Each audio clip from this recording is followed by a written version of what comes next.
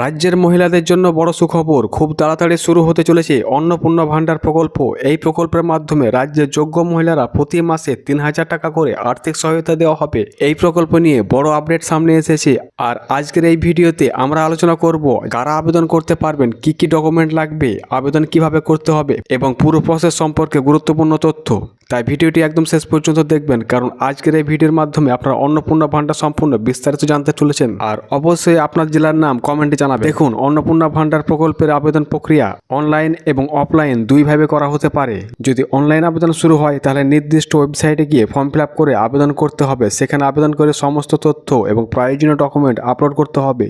আর যদি অফলাইনে আবেদন নেওয়া হয় তাহলে বিভিন্ন ক্যাম্প বা বিডিও অফিসে অর্থাৎ নির্দিষ্ট সরকারি কেন্দ্রে গিয়ে ফর্ম জমা করতে হবে। এখন দেখে নেওয়া যাক এই প্রকল্পের কারা কারা আবেদন করতে পারবেন।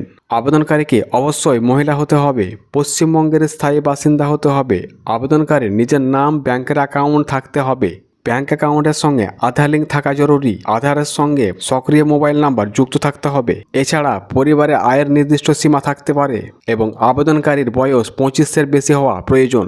যাদের আধার কার্ড অনেক দিন ধরে আপডেট করা নেই তারা দ্রুত সম্ভব আধার কার্ড আপডেট করে নিন। বিশেষ করে মোবাইল নাম্বার, ফিঙ্গারপ্রিন্ট, নতুন ছবি, এই বিষয়গুলি আপডেট থাকা খুব গুরুত্বপূর্ণ। পাশাপাশি ব্যাংক অ্যাকাউন্টের কেওয়াইসি এবং ডিবিটি চালু আছে কিনা সেটা অবশ্যই চেক করে নেবেন।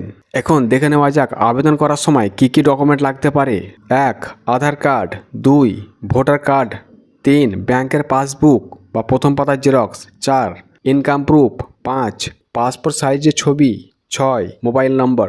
যদি অনলাইনে আবেদন হয় তাহলে ডকুমেন্ট জেরক্স কপিতে সেলফ অ্যাটেস্টেড সই করতে হতে পারে। আর যারা ইতিমধ্যে লক্ষ্মী ভাণ্ডার প্রকল্পের সুবিধা পাচ্ছেন তাদের তথ্য ভিত্তিকই এই একই প্রকল্পের কাজ এগোতে পারে। ফলে অনেক আবেদনকারীর জন্য প্রক্রিয়া আরও সহজ হবে। এখন প্রশ্ন হচ্ছে কবে থেকে টাকা পাওয়া যাবে। দেখুন, আবেদন প্রক্রিয়া শুরু হওয়ার যাচাই কাজ সম্পূর্ণ হলে যোগ্য আবেদনকারীরা ব্যাংক অ্যাকাউন্টে সরাসরি টাকা পাঠানো হবে। যদি সবকিছু দ্রুত সম্পন্ন হয় তাহলে খুব তাড়াতাড়ি এই প্রকল্পের সুবিধা পাওয়া শুরু করা হতে পারে।